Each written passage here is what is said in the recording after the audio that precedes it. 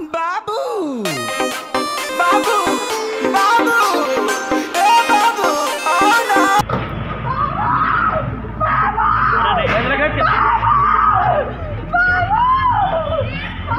जी खेसारी लाल यादव ने एक लड़की के भावना के साथ खेला है। वाह वाह, अरे भाई वाह, मतलब कुछ भी बोलते हो भाई, भाई तुम लोग कुछ भी बोलते हो।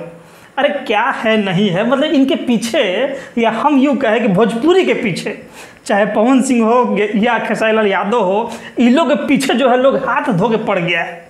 मतलब कि भोजपुरी का विकास लोग चाहता ही नहीं है। अब एक आदमी बोल रहा है कि आज का जो गाना आया है इस पे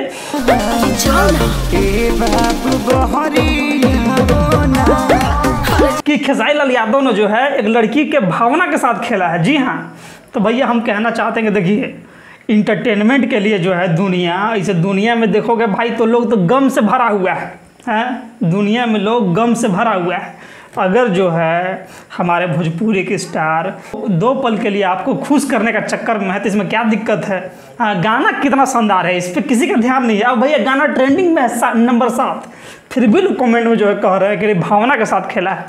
ये क्या बात होता है, अब आप ही बताइए, समझे ना। हम जो है कुछ कहने वाले नहीं हैं। हमारा हिसाब से जो है गाना है एक नंबर है, मस्त है, समझे ना। आपको कैसा लगा कमेंट सेक्शन में कमेंट करके बताइए।